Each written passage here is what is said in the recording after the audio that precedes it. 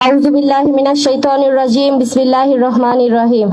আজকে এখানে এই বিক্ষোভ কর্মসূচিতে উপস্থিত সাংবাদিক বৃন্দ এবং আমার সহযোদ্ধাগণ সবাইকে আসসালামু আলাইকুম ওয়া রাহমাতুল্লাহি ওয়া বারাকাতুহু।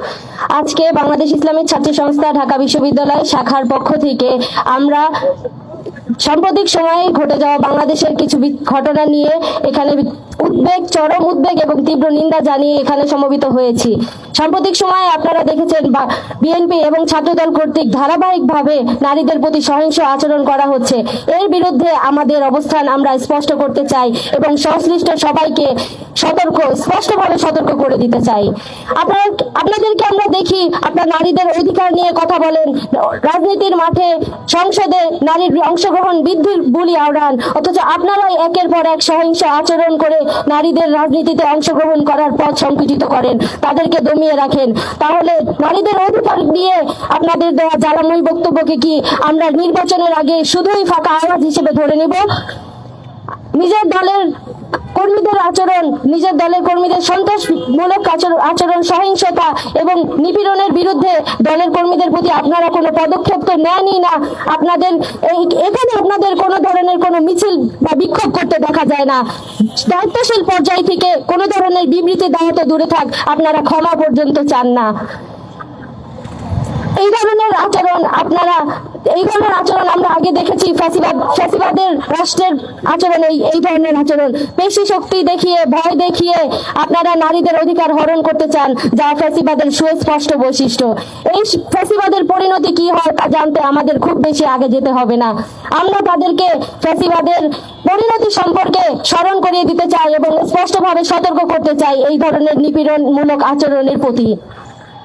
আমরা অবিলম্বে নারী নির্যাতন এবং নারী নিপীড়নের বিরুদ্ধে যারা সংশ্লিষ্ট তাদের সবার দৃষ্টান্তমূলক শাস্তির দাবি জানাই এবং রাজনীতিতে নারীদের নিরাপত্তা নিশ্চিতকরণের পাশাপাশি নারীর প্রতি যে কোনো ধরনের অবমাননাকর আচরণ এবং তাদের প্রতি কোনো ধরনের নিপীড়নের প্রতি আমরা আমাদের কঠোর শাস্তি করার দাবি জানাচ্ছি এবং নারীর মর্যাদা রক্ষায় আমাদের লড়াই চলবে ইনশাআল্লাহ। নারী নিপীড়নের ঠিকানা, নারী নিপীড়ন বন্ধ করো, নারী নিপীড়ন বন্ধ করো, নারী নিপীড়নের ঠিকানা, নারী নিপীড়নের ঠিকানা, নারীর প্রতি হামলা কেন, নারীর প্রতি হামলা কেন, নারীর প্রতি হামলা কেন,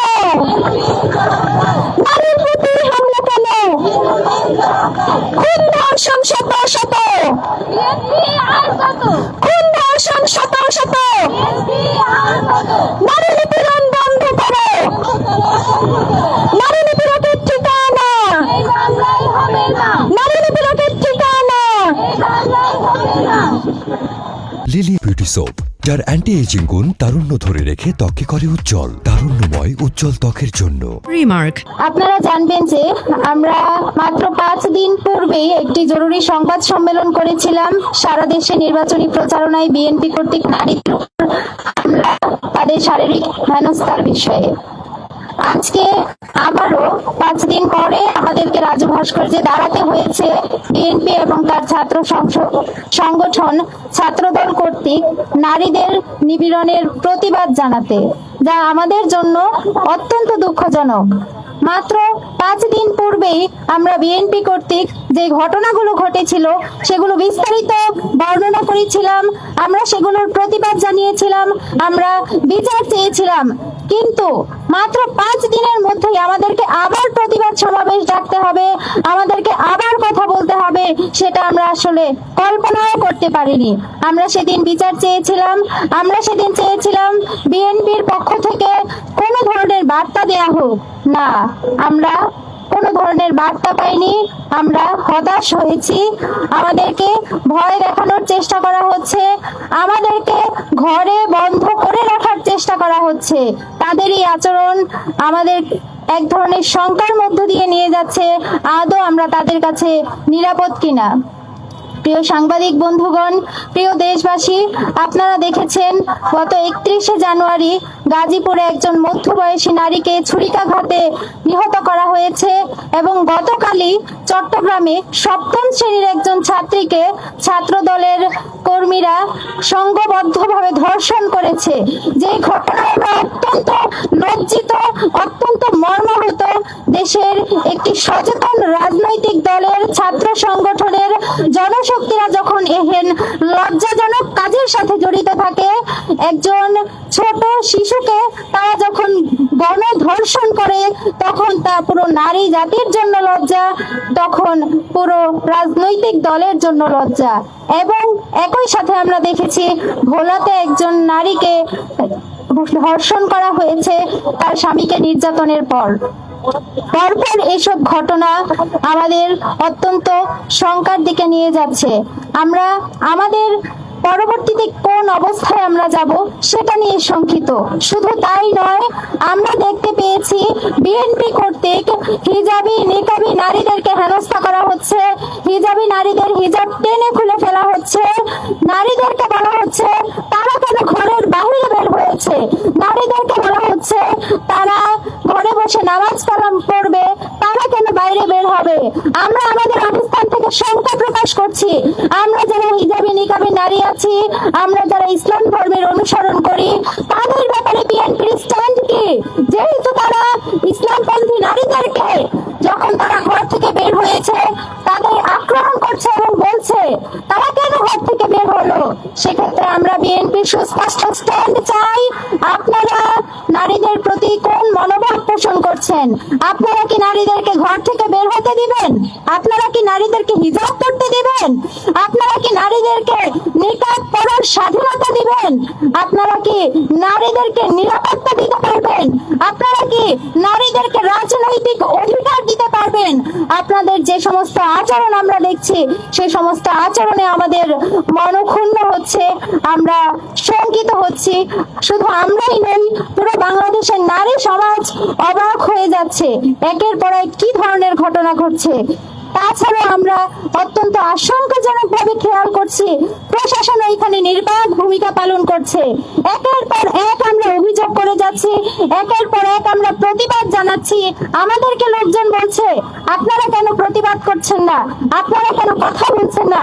আসলে আমরা কয়টা ঘটনা নিয়ে কথা বলবো? আসলে আমরা কতবার প্রতিবাদের জন্য গর্জে উঠবো? আমরা বারবার প্রতিবাদের জন্য গর্জে উঠছি, আমরা বারবার কথা বলছি। একটা ঘটনার সুস্পষ্ট তদন্ত হতে দেখিনি, একটা ঘটনার বিচার হতে দেখিনি, শুধুমাত্র গ্রেপ্তার করা পর্যন্ত সীমাবদ্ধ। গতকাল চট্টগ্রামের যে ঘটনাটি ঘটলো, আমরা দেখেছি ছাত্রদলের একজনকে গ্রেপ্তার করা হয়েছে, যেখানে চিহ্নিত দোষী ছিল 3 জন। তাহলে বাকি 2 জনকে কেন গ্রেপ্তার করা হলো না? যাকে গ্রেপ্তার করা হয়েছে তারপর তাকে আপনারা কি ধরনের শাস্তি দিবেন সেটাও এখনো জাতির সামনে স্পষ্ট নয়। প্রশাসনের এরূপ নির্বাক ভূমিকায় আমরা শঙ্কিত হচ্ছি। আপনারা কোন ধরনের চাপের মধ্যে আছেন কিনা? আপনারা কেন নিরপেক্ষ ভূমিকা পালন করছেন? আপনারা কেন আপনাদের জায়গা থেকে বিচার করছেন না? এই সার্বিক পরিস্থিতিতে বাংলাদেশ ইসলামী ছাত্রী সংস্থার ঢাকা বিশ্ববিদ্যালয় শাখা বিক্ষোভ কর্মসূচির আহ্বান করেছে। আমরা এই বিক্ষোভ কর্মসূচির মাধ্যমে পুরো দেশবাসীকে জানাতে চাই, ক্রমাগতভাবে বিএনপি এবং ছাত্রদল থেকে নারীদের প্রতি যে সহিংসতা চালানো হচ্ছে, ইতিমধ্যে তারা নারীদেরকে খুন করেছে, ইতিমধ্যে তারা গণধর্ষণের মতো জঘন্য কাজে জড়িত হয়ে গিয়েছে। তাদের এই ঘৃণ্য আচরণের নিন্দা জানাই, তীব্র নিন্দা জানাচ্ছি, তীব্র প্রতিবাদ জানাচ্ছি এবং আমরা প্রশাসনের কাছে বিচার দাবি করছি। একই সাথে আমরা বিএনপিকে বলতে চাই, আপনারা যখন গণভোটে হ্যাঁর পক্ষে প্রচারণা চালাচ্ছেন, সেখানে আমরা বলছি গণভোটে হ্যাঁ মানে নারীর নিরাপত্তা, গণভোটে হ্যাঁ মানে নারীর ন্যায্যতা, গণভোটে হ্যাঁ মানে নারীর রাজনৈতিক অধিকার।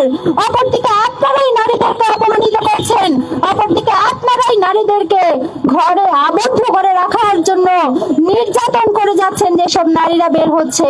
সুস্পষ্টভাবে আমরা আপনাদের কাছে জানতে চাই, আপনাদের আচরণে এই ধরনের দ্বিচারিতা কেন? আমরা আরো দেখেছি দেশের নারীদের নিরাপত্তা দেওয়ার জন্য ফ্যামিলি কার্ডের কথা বলা হয়েছে। একদিকে আপনারা ফ্যামিলি কার্ডের কথা বলছেন, ফ্যামিলি কার্ডের মাধ্যমে নারীদের সুরক্ষা দিবেন, নারীদের নিরাপত্তা দিবেন বলছেন, অপরদিকে আপনারাই নারীদেরকে সংঘবদ্ধভাবে ধর্ষণ করছেন, অপরদিকে আপনারাই পাওনা টাকা চাইতে গিয়েছে যে নারী তাকে হত্যা করেছেন। তাহলে যে সমস্ত নারীরা ফ্যামিলি কার্ডের জন্য যেতে চাইবে, যে সমস্ত নারীরা ফ্যামিলি কার্ডের জন্য টাকা চাইতে যাবে, তাদের গলায় যে আপনারা ছুরি লাগাবেন না, তার প্রমাণ কি? আমরা সুস্পষ্ট জবাব চাই।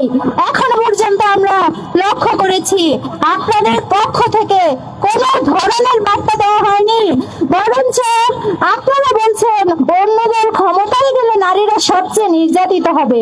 হাসালেন, আমাদেরকে হাসালেন। আপনারা নিজেরাই নির্যাতন করছেন, আবার আরেকজনের উপর ব্লেম চাপাচ্ছেন। তাহলে তো আমাদেরকে বলতেই হচ্ছে আই হ্যাভ আ প্ল্যান, অন্যের উপর ব্লেম।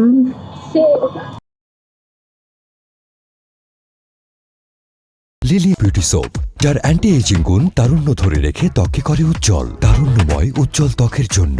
Remark,